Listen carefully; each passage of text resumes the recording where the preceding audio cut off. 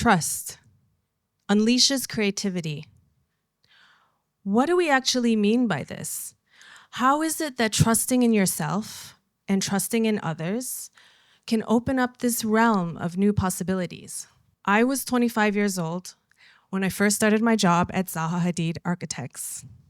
I was really fortunate that our founder, Zaha, took me under her wing and became my personal mentor. She saw something in me that I only learned to realize after. She sent me to see the gallerist in the meatpacking district in New York, to see the developer in Hong Kong, into the boardroom in Germany. And in each of these instances, someone could have looked at me coming through that door and thought, who is this young girl with so little experience? Or they could have thought, what an incredible experience that a representative from Zaha Hadid Architects is coming to meet with me. Those first impressions fade, because what's really important is that we were all in. Zaha had a way of expecting, not just of her team, but also of her clients, that we were all fully dedicated to this project, to this creative process, that every step of the way, not knowing how we would get to the outcome, but we were fully dedicated to the journey with creativity, with our drive, with our ambition to create something extraordinary. And I realized that actually I did have some of this self-belief from a young age. And I did have this knack and interest in working with other people to build things. Growing up in the Midwestern suburbs of Chicago, my childhood was filled with expansive green lawns and a horizon that was flat for hours on end.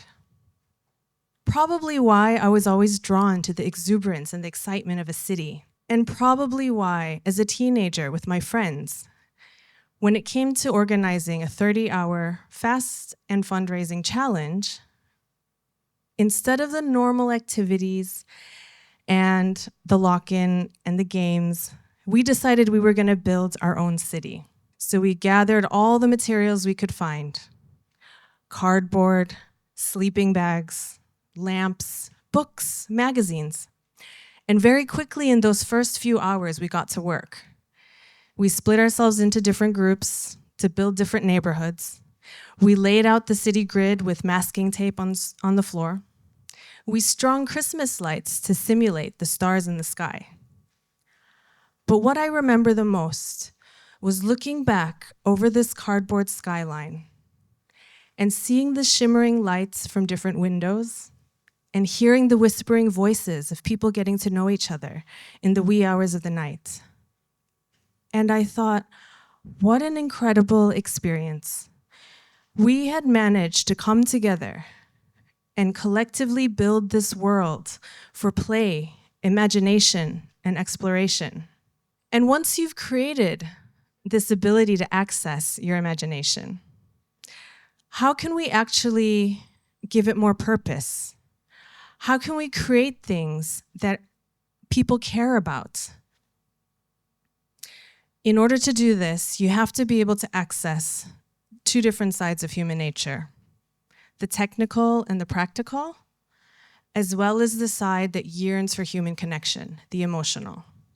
And you've all probably found a way to do this in your own lives. For me, it was at a very young age at the piano. My teacher, Mrs. Lee, taught me how to prepare for when I would be on stage, full of nerves, and being able to play a piece that was very difficult. She had me play the last note, and then the note before that, and then the note before that. And over again, I played that song, literally from back to front, until it was something that I had committed from the left side of my brain, learning and analyzing something new, to the right side of my brain, deeply embedded as a part of my intuitive and embodied knowledge, being able to marry both the technical and the emotional. She also showed me how to access my musicality. She helped me to be able to look inwards and find my own interpretation for a song.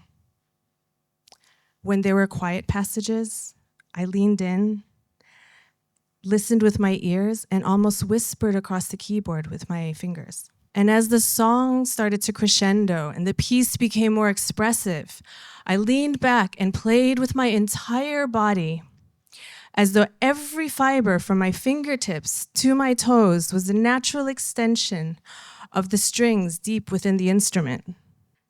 And because being able to play technically and with precision is incomplete, or being able to feel the music but not be able to deliver it is ineffective. One has to be able to bridge the technical as well as the emotional in order to really build a rapport and connect with your audience. Today, as an architect, this also comes into play. We have to learn lots of numbers, rules, regulations for building, square footage of projects, programs, structural principles. And through all these complexities, we also have to be able to wrap it all together. We have to be able to create this beautiful synthesis of spatial compositions that are elegant, continuous, and really help to improve the spaces where people are living and working. What I would call the art of architecture, marrying the technical and the emotional. Now, this sounds great in principle, but how does it actually work? How do we work together with other people towards a collective goal when creativity sometimes seems quite intangible? Quite a few years into my career, I came back from my Christmas holidays and Zaha handed me a blue folder. Inside was the brief for the new project I was to lead. It was for a sculptural billboard in London, an almost gateway for all the people who were driving in from the airport. The client was looking for something that would be striking and memorable for visitors. Now, at this point, I had designed a lot of projects. I had worked with the design team. So that was exciting and easy and smooth in the beginning. But then I very quickly found myself at the head of a table, surrounded by 20 other people who were older and much more experienced than I was. And I have to be honest, I did feel a little bit unsure and quite uncertain at some points. But then I also started to find my way, because I was the one that was charged with the responsibility to make sure that this project would be built as close to the original project vision.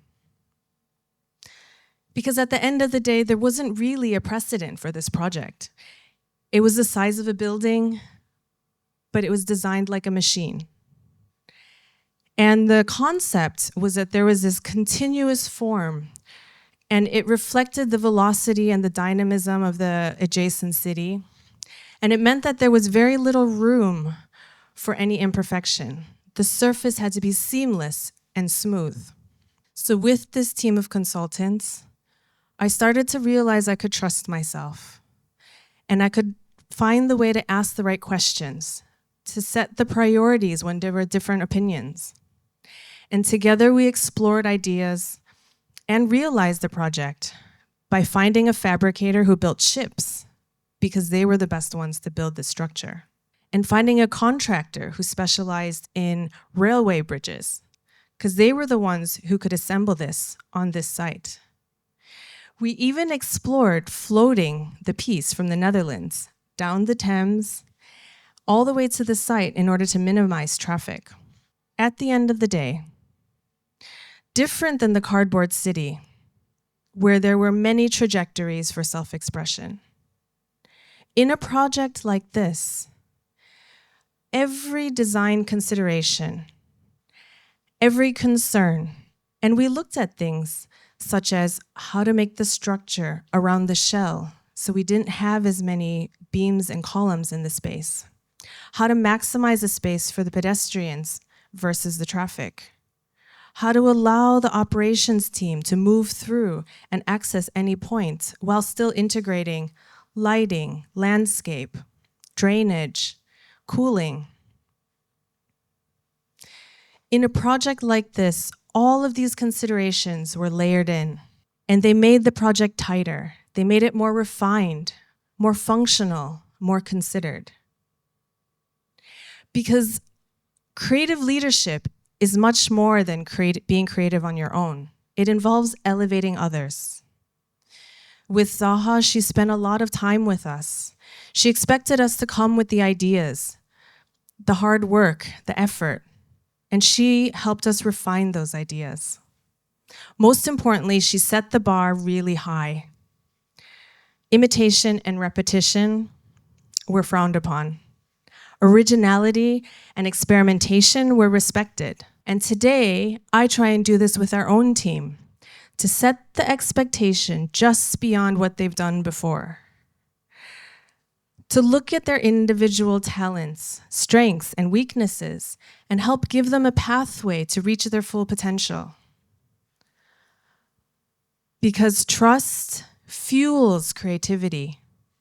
And if you can find a way to move beyond what you've known before and create that space for the exploration of new ideas and to establish a belief in what's possible, you will be able to have a collective creative impact for years and generations to come.